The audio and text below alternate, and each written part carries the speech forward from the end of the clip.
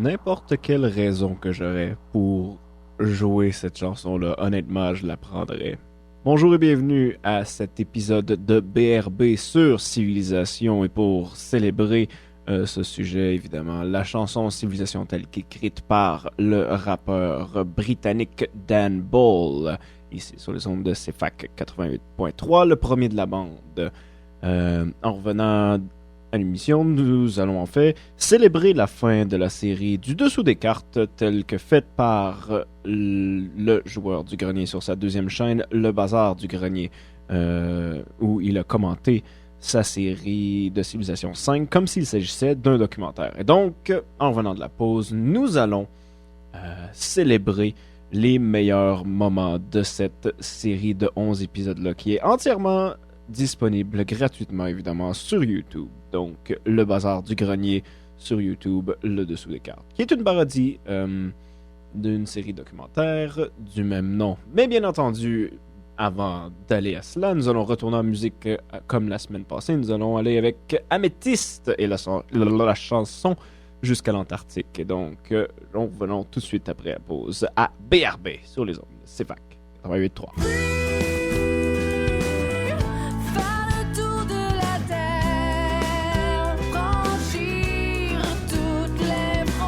Et bien voilà, nous venons donc d'entendre Jusqu'à l'Antarctique de Améthyste. Et re-bienvenue à cet épisode du Dessous des cartes. Aujourd'hui, BRB, nous allons aujourd'hui parler du Dessous des cartes, série parodiée par le joueur du grenier sur sa deuxième chaîne, Le Bazar du Grenier, tel que je l'ai expliqué avant la pause. Et c'est une série qui est évidemment très humoristique, puisque pour plusieurs raisons que nous allons explorer en fait dans les 8 prochaines minutes. Et le dessous des cartes, la série présentée par le joueur du grenier, s'intéresse surtout à l'évolution d'une civilisation de la préhistoire jusqu'à son ère moderne, et plus précisément, la civilisation qui nous intéresse, c'est la France que nous suivons grâce aux cartes. Et donc, voilà, je vous ai fait un petit top 10 que je vais vous présenter et vous mettre en contexte et tout ça. Et donc, nous allons apprécier ça ensemble pendant les 8 prochaines minutes. Et je tiens encore une fois à rappeler que cette série est entièrement disponible sur YouTube, sur la chaîne du Bazar du Grenier. Donc, numéro 10, nous avons la raison pourquoi de suivre une série documentaire sur Civilisation 5 est un concept qui est drôle en tant que tel, et c'est-à-dire les pays qui sont placés à de mauvais endroits. Depuis le tout début de la partie, nous avons progressivement vu des pays qui sont placés à des endroits assez bizarres, dont la Chine à la place de la Russie, l'Angleterre qui est à la place de la France, donc pas trop mal sur ce côté-là, les Aztèques en Afrique, le Japon aussi, et donc maintenant, sauf qu'on a eu plusieurs civilisations qui ont été révélées en une fois lors de la découverte de l'Amérique. Et donc, numéro 10, anachronisme mondial. On connaît maintenant donc l'emplacement de toutes les civilisations. Le Nouveau Monde abrite donc la civilisation russe ayant ses racines dans les terres gelées de l'Alaska. L'Égypte, connue pour ses terres verdoyantes et ses fameux cow-boys fermement ancrés dans l'Amérique du Nord. Et l'Arabie en Amérique du Sud, dont les célèbres jungles arabéennes abritent le poumon vert de la planète, d'où la couleur de leur drapeau. Alors, c'est pas trop une joke en tant que tel, c'est le concept vraiment qui est drôle, et c'est pour ça que j'ai voulu le mettre en numéro 10, parce que c'est drôle, mais c'est pas une joke en tant que tel. Donc, en numéro 9, on a les préjugés, des préjugés qu'on pourrait avoir envers les Français qui voudraient peut-être entrer en guerre avec les Zoulous, qui étaient leurs ennemis depuis le tout début de la partie. Et donc, est-ce que ce sont des préjugés qui sont viables? Eh bien, je vous laisse découvrir avec numéro 9, préjugés. Si la France est en état de légitime défense, personne ne lui reprochera de se battre contre Shaka Zulu.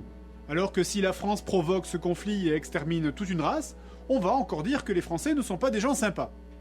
Honnêtement, ça pourrait comprendre. Parce que, bon, pour donner un peu de contexte à la série, les Zoulous, comme j'ai dit, c'était les ennemis depuis le tout début de la création de la France, parce qu'ils ont été placés juste à côté, et les Zoulous sont en tant que tels une civilisation qui sont belliqueuses, comme dirait le joueur du grenier dans sa série. Parce que, dépendamment des personnages non-joueurs, des PNJ, c'est ça. Et ils ont différentes personnalités. Certaines sont plus portées à attaquer et tout ça. Et donc, si une civilisation est plus ou moins bien défendue dans le début du jeu, une civilisation qui est plus guerrière un peu ne va pas s'empresser, va plutôt s'empresser à attaquer le joueur. Donc, voilà pour ça. En numéro 8, nous avons les Allemands qui avaient une alliance avec la France lorsqu'ils s'étaient mis ensemble contre les Américains. C'est quand même bizarre à dire, comme si c'était quelque chose de sérieux, mais bon. Donc, les Allemands avec la France contre les Américains, mais après avoir été en guerre avec les Américains, quelque chose s'est passé. Les Allemands ont été traîtres, et Molière, d'entre tous, ne restera pas muet. À la surprise générale, Bismarck dénonce publiquement Napoléon. La stupéfaction est générale, les Allemands ont trahi la France, ce qui va pousser l'état-major français à devoir repenser toute son attaque. À Paris, on a du mal à comprendre cette réaction. Dans les rues, on se dit que c'est pas parce qu'on a poignardé un ex-ami dans le dos avec une lame rouillée pendant qu'il se bat avec quelqu'un d'autre qu'on n'est pas quelqu'un de sympa. Eh bien, qu'à cela ne tienne, de toute façon les Boches, on les emmerde, dira Molière. Molière qu'on reconnaît surtout grâce à cette citation. Donc, il y avait, disons, plus particulièrement 2 épisodes qui sont dédiés aux Zoulous, la première étant la première guerre qui s'était passée avec les Zoulous, et la deuxième qu'on verra plus tard. Eh bien, en numéro 7, c'est cette première partie contre les Zoulous où la France continue d'être en guerre contre eux, et on se rend compte qu'ils ne sont pas une aussi grande menace qu'on pourrait le penser. Donc, voici les Zoulous, partie 1. Les Zoulous battent en retraite, mais cette attaque a un coût puisque maintenant la France va désormais vivre sous la menace constante d'un voisin belliqueux. D'où cette question, peut-on vraiment vivre normalement quand à tout moment un Zoulou peut rentrer chez vous et manger votre femme ? Et les relations entre les 3 empires s'améliorent, Paris va mener d'importantes tractations pour essayer de rallier Washington à son camp. Les Zoulous sont une menace pour la liberté et il est du devoir des nations civilisées d'y apporter la démocratie en les tuant tous. Et les Zoulous semblent ne pas être tentés de revenir de sitôt. Cette période de paix inspirera de nombreux artistes aujourd'hui encore, comme ce single des années 80 bien connu de Marie Dauphin, il y a des Zoulous partout. Avec leurs cris de guerre, ils font la chasse aux autos, ils grimpent au réverbère pour cueillir des rototos. Il y a des Zoulous. Allô général. Qu'est-ce que c'est? Il n'y a aucune autre il n'y a rien d'autre à rajouter à ça. En numéro 6, la ville-État de Jérusalem était alliée avec plusieurs civilisations, la civilisation américaine, la civilisation zoulou, mais rarement la civilisation française. Et c'était un problème pour Napoléon et le joueur du grenier, puisque la ville-État de Jérusalem était juste à côté d'une de ces villes. Donc, le problème se pose, est-ce qu'on va devoir attaquer Jérusalem pour l'intégrer à l'Empire français? Eh bien, grâce à ça, j'ai maintenant un point MP3 sur ma palette qui s'appelle Merde Jérusalem. Donc, merci le dessous des cartes. Les armées françaises descendent donc en vitesse vers le sud du pays afin d'attaquer la cité-État le plus vite possible et franchissent la frontière au début des années 1100, mais doivent vite se résigner à l'évidence, elles ne sont pas assez équipées pour prendre une cité. Les soldats se font décimer sur les portes de Jérusalem et sans aucune arme de siège, l'attaque est une vraie boucherie.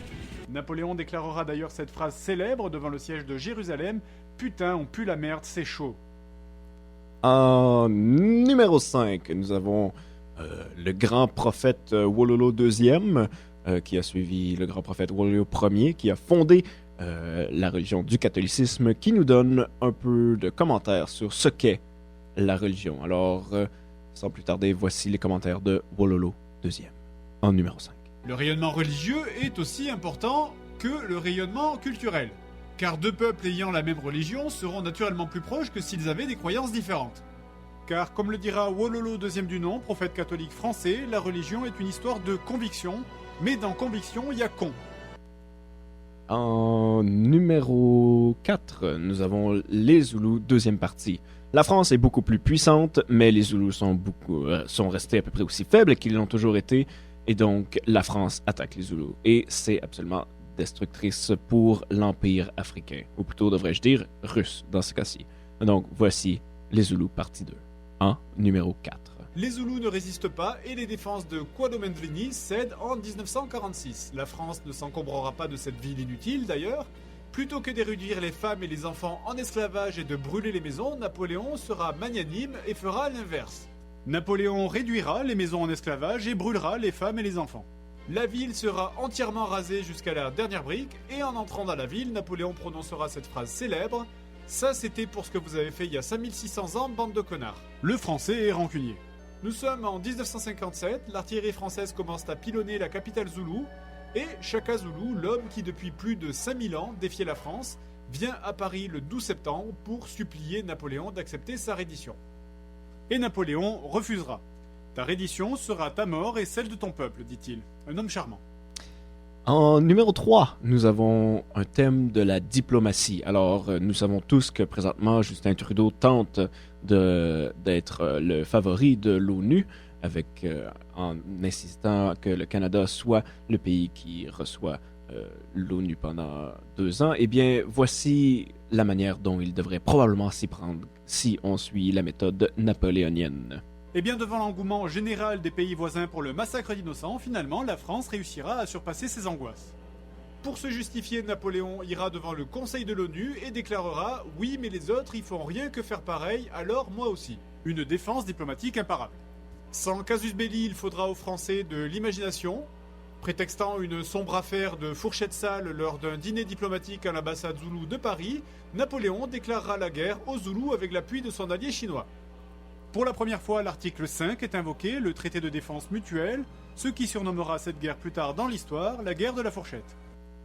En numéro 2, nous avons un problème qui a beaucoup insisté aux penseurs de l'école de Chicago, c'est-à-dire la surpopulation. Parce qu'avec, à Chicago, à une certaine époque, il y avait eu énormément d'immigration rurale d'autres pays, tout ça, qui a fait en sorte que Chicago est devenue une ville qui était immensément populée. Eh bien, un problème pareil est arrivé dans le dessous des cartes, et voyons voir comment notre ami le joueur du grenier et Napoléon ont réussi à surmonter cette épreuve. La stratégie française d'axer le développement sur la nourriture a marché, mais n'est-il pas en train de trop marcher ? Les cités françaises sont devenues en moins de 50 ans des mégalopoles, à tel point que la population française est parmi les plus importantes populations du monde. Et ce, malgré un nombre de villes relativement faible. Or, plus celle-ci grandit, plus le bonheur des citoyens diminue. Les ressources de luxe qui permettent au bonheur des ménages de rester positif ne sont pas infinies, et on commence à penser dans les hautes instances que contre la surpopulation des villes et les inévitables crises que cela va engendrer, une bonne guerre quand même... Hein ? Et finalement, numéro 1! Une autre piste plus osée, on peut aussi imaginer faire passer des explorateurs et des colons en longeant la côte jusqu'au Nouveau Monde pour atterrir en Alaska. C'est risqué, mais cela permettrait à la France de prendre un sérieux pas en avant sur les autres pays, en découvrant le Nouveau Monde, et également de prouver que la Terre est ronde comme le pensent certains scientifiques français, car en 1100, la théorie principale est que la Terre est une grande pizza portée par 4 éléphants, eux-mêmes juchés sur le dos d'une grande tortue géante qui s'appelle Jésus et qui navigue dans l'espace. Le dessous des cartes par le joueur du grenier sur sa 2e chaîne, Bazar du grenier, disponible maintenant en entièreté sur YouTube. Nous retournons en musique cette fois-ci avec une marée noire de Noëm ainsi que Bugeaud sur les ondes de CFAC 88.3, le premier de la bande. Il y a un monstre géant de tout son long il s'étend. Et je ne fais plus rien, ma tête fond et s'effondre sur mes mains. Comment me lever, comment quitter l'oreiller? Mon dos est un arc qui ne peut rien tirer. Aidez-moi. Bonjour tout le monde et re-bienvenue à BRB sur les ondes de CFAC 88.3. Nous venons entendre Marée Noire de Noëm ainsi que Dans la Lune de Bugeaud. Et avant la pause, nous avons fait le top 10 des meilleurs moments qui peuvent passer à la radio radiophonique de Le Dessous des Cartes, parodie par le joueur du grenier. Mais il faut quand même parler du jeu, parce que Civilization 5, il y a en masse de choses auxquelles nous pouvons parler. Principalement, la première chose que je voudrais mentionner avec vous, c'est le principe de learning curve, c'est-à-dire un jeu. Lorsqu'on joue à un jeu, il y a un certain moment où nous commençons à comprendre ses principes et pouvons commencer à le jouer. Lorsqu'on prend une manette et commençons à jouer à Super Mario, nous appuyons sur la flèche de droite et nous voyons avec étonnement que notre personnage est en train de traverser l'écran vers la droite. Ensuite, nous appuyons sur le bouton A et nous réalisons que notre personnage peut sauter sur les ennemis et par-dessus des trous qui nous tuent. Alors, ça, c'est la learning. Rendu là, la learning curve est faite. À partir de ce moment-là, ce n'est que réaction par rapport à ce qui nous est présenté. Eh bien, avec Civilization 5, c'est un peu différent. Entre autres parce que c'est un jeu beaucoup plus stratégique, il y a beaucoup plus de choses à apprendre avant de pouvoir être bon. Et moi-même, je suis absolument pourri à Civilization 5. Mais ça ne m'empêche pas d'avoir déjà donné une centaine d'heures au jeu. Et oui, je suis encore pourri après une centaine d'heures. Je joue présentement à difficulté normale. Et je pourrais critiquer très facilement le jeu Civilization 5 puisque il semblerait que les principales choses que le jeu nous apprend sont données par une page de texte qui apparaît dépendamment de la situation qui se présente à nous. Et ça, c'est quand même très mauvais parce que ça ne permet pas aux joueurs d'apprendre organiquement au fur et à mesure qu'ils jouent les différents trucs à faire afin de pouvoir avoir une expérience qui est propice au jeu. Cependant, ce n'est pas tout parce on peut choisir les différentes difficultés. Et dans ce cas-ci, dans le cas de Civilization 5, c'est quelque chose qui est quand même très très bien. Si quelqu'un commence avec une difficulté normale et n'a jamais joué à un jeu Civilization 5, il se rendra bien vite compte que sa civilisation arrive dernière, qu'il ne fait pas les choses qu'il est supposé, tout ça. Alors, on choisit la première difficulté et tranquillement, on apprend comment travailler avec les unités, avec les différentes unités, que ce soit les settlers qui permettent de faire les villes, les constructeurs qui permettent d'améliorer les infrastructures dans le territoire de la ville, créer différentes unités de combat, des unités qui doivent d'abord être mises en place avant de pouvoir attaquer, et donc plein de trucs comme ça qui doivent être utilisés afin de pouvoir combattre les ennemis et se protéger des autres civilisations. Dans la deuxième difficulté, on apprend que ce n'est pas tout ce qu'il faut. Eh bien, à partir de ce moment-là, on commence à jouer un peu avec l'interface. On se rend compte qu'il y a beaucoup plus de trucs à faire que de simplement créer des unités, déplacer des unités, tout ça. Il faut aussi gérer des villes. Alors, c'est à ce moment-là qu'on apprend qu'on peut dire à des villes de se concentrer sur une production, une création de main-d'œuvre, ou bien une création scientifique, ou bien sur la nourriture qui permet de pomper la population plus rapidement. Alors, pour la Learning Curve, pour Civilization 5, c'est bizarrement très très bien fait, pas par les murs de texte qui nous ont donné à n'importe quelle situation qui se présente à nous, mais simplement si quelqu'un prend le temps de commencer à la première difficulté, à jouer, à apprendre la base, ensuite passer à la deuxième, à la troisième, c'est vraiment quelqu'un qui va pouvoir en apprendre de plus en plus sur le jeu Civilization 5 au fur et à mesure qu'il y joue. Et ou sinon, tu peux continuer à jouer à la première difficulté et avoir un Ego Trip et un Power Trip alors que ta civilisation dépasse absolument tout le monde et que tu peux tuer tout le monde avant même d'avoir atteint l'ère moderne. Mais bon, alors voilà, la Learning Curve pour les jeux, c'est quelque chose quand même très, très, très cool.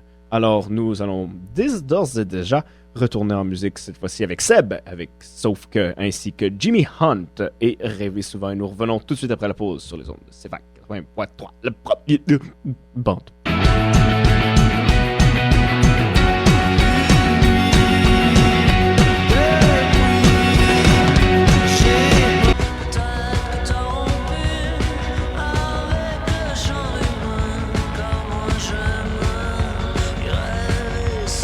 Et bien voilà, c'était Rêver souvent. Et juste avant, nous venions d'écouter Sauf que de Seb. Rebienvenue à BRB sur les ondes de CFAK 88.3. Aujourd'hui, nous parlons Civilization 5. Avant la pause, j'avais mentionné ce qu'était la Learning Curve et pourquoi la Learning Curve de Civilization 5 était aussi flyée et tout simplement aussi intéressante. Parce qu'elle offre deux manières d'apprendre le jeu. Cependant, il y a quelque chose qui est absolument remarquable avec Civilization 5, et c'est quelque chose dont les RPG tentent autant bien que mal à réaliser, et eux, ils y arrivent grâce à des moyens qui ne sont pas nécessairement disponibles pour les RPG normales, tels que Skyrim, Fallout et tout ça. Lorsqu'on joue à Civilization 5, et qu'on commence notre partie, notre première ville est fondée et nous tombons sur un premier allié. Si ce premier allié est, pour prendre l'exemple du dessous des cartes et de Shaka Zulu et du joueur du grenier, du bazar du grenier, le dessous des cartes, je répète les mêmes 3 mots sans arrêt. La première fois, c'était Shaka Zulu, le premier voisin de Napoléon et, pour ainsi dire, le joueur du grenier. Donc, quand on commence et qu'on voit que cette personnalité-là est notre voisin, on sait tout de suite que c'était quelqu'un qui va probablement tenter de nous attaquer si on ne fait pas attention. Parce que sa personnalité est plutôt guerrière. Et c'est les petits trucs comme ça qui font en sorte qu'on tente un peu de créer une personnalité pour ces personnes-là qui sont techniquement non-joueurs. Techniquement, on les voit presque pas. On ne les voit que lorsqu'on veut échanger avec eux, lorsqu'on a des déclarations à leur faire et tout ça. Et c'est lors de ces petits moments-là que toute leur personnalité est présentée et à 100% sans faute. Vous voyez, dans un RPG normal comme Skyrim et tout ça, le personnage à qui on parle se tient droit devant nous, sans aucune expression, si on joue à un RPG de Bethesda, et les mains tout le long de leur corps, sans expression, sans rien. La seule personnalité qu'on peut leur mettre, c'est grâce à la voix, à ce qu'il dit et à comment qu'il dit. Pour ce qui est de Civilization 5, puisque le personnage n'a pas nécessairement besoin de bouger dans un monde qui est extérieur à son propre petit univers, sa propre petite cinématique, lorsqu'on le rencontre, lorsqu'on arrive vers lui et tout ça, tout ce qui nous est présenté à propos du personnage est absolument et complètement contrôlé. Lorsqu'on rencontre Alexandre le Grand pour la première fois, il arrive sur son cheval et on voit déjà, grâce à son expression faciale, à ses yeux qui légèrement fermés, tout ça, son sourire et tout ça, qu'il est un petit peu arrogant. Et donc, on s'attend à ce que ce soit un personnage qui tende un peu, mais pas trop, vers une identité qui est guerrière. Et c'est le cas. Et donc, c'est à peu près tout ça qui arrive par rapport à Civilization 5. Chaque leader, à chaque fois qu'on les rencontre, une fois qu'on les a rencontrés une fois, on commence à connaître leur personnalité, la manière qu'ils vont jouer la partie. Et tout ça sans qu'il y ait aucun être humain derrière le personnage. Ce qui est quand même incroyable. Mais une autre manière dont la personnalité est développée dans Civilization 5 avec les PNG est par répétition. Il y a parfois certains personnages que l'on peut tenter de faire confiance. Comme dans mon cas, je crois que c'était William Ier des Pays-Bas. Il semblait être austère et tout ça, d'une nature un peu plus pacifique. Et malheureusement, comme je l'ai appris, c'est pas trop le cas. Il est du genre, si tu ne fais pas ce qu'il veut, il va se retourner contre toi et ça sera pas long. Alors, je l'ai appris à mes dépens. Alors, à chaque fois qu'il apparaît dans une partie, je commence à penser, oh non, pas encore lui, s'il vous plaît. Alors, c'est un peu comme ça aussi que la personnalité des personnages se développe, par répétition. Il n'y a pas nécessairement rien de plus qui est ajouté, mais c'est simplement de développer cette espèce de relation-là avec les personnages. À force d'y jouer, on commence à les connaître comme s'il s'agissait vraiment de personnages qui ont plusieurs différents dialogues qu'on rencontre plusieurs fois dans une quête et tout ça sans même avoir besoin d'avoir tout ça. C'est tout simplement dans un environnement qui est contrôlé qu'on arrive à créer cette illusion-là. Et de ce côté-là, Civilization 5 est absolument incroyable. Je pourrais d'ailleurs continuer de vous parler de Civilization 5. Je pourrais presque, si j'avais le temps d'entendre tout ça, vous faire une saison complète de Civilization 5, de vous parler de l'histoire de chacun des leaders et pourquoi est-ce que leurs histoires font en sorte qu'ils agissent comme ça dans le jeu, en même temps en profiter pour parler d'histoire en ondes. Ce serait vraiment vraiment cool, mais malheureusement le temps qu'il me reste ne nécessite pas ça. J'ai quand même d'autres jeux à explorer d'ici la fin de la saison. Mais bon, Civilization 5, c'est un jeu côté contenu qui mériterait énormément d'analyse. Alors, ceci dit, c'est déjà à peu près tout pour notre émission. Je vais revenir dans quelques instants avec ma petite conclusion habituelle. Là. Je vais vous faire ça là, comme tel que ma mère le faisait dans le temps, là, cuisiner ça. Là. Bon, on va retourner en musique à la place de dire des affaires de même. Et on va aller avec l'excellente Rosie Vallant et la chanson Rebound. Et lorsqu'on va revenir, on va se dire à la semaine prochaine après ça. Donc, voilà, Rosie Vallant et Rebound sur les ondes de CFAC 88.3, le premier de la bande. J'ai besoin de paradis.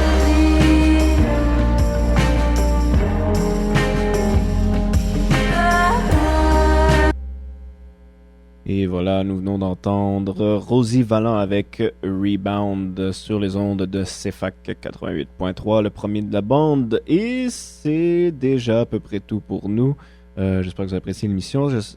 Et la formule un peu différente pour celle-ci.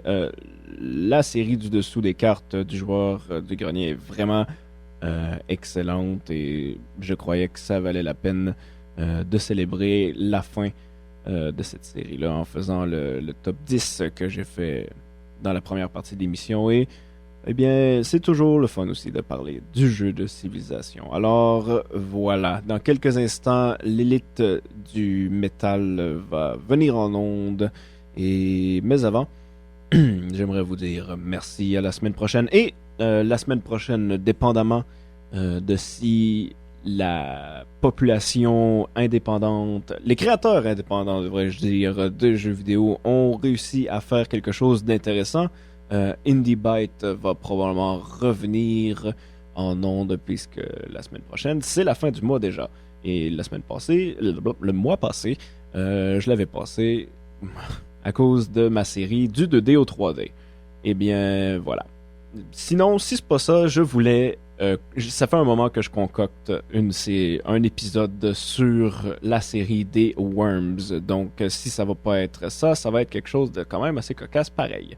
Bon, alors c'est déjà à peu près tout. Je vais vous revoir la semaine prochaine. Mais avant cela, nous allons retourner en musique une toute dernière fois. Cette fois-ci avec On a créé un monstre et de leur album La Dérive. Nous allons pouvoir écouter la chanson La Fatigue. Et donc, voilà, c'est déjà tout pour moi.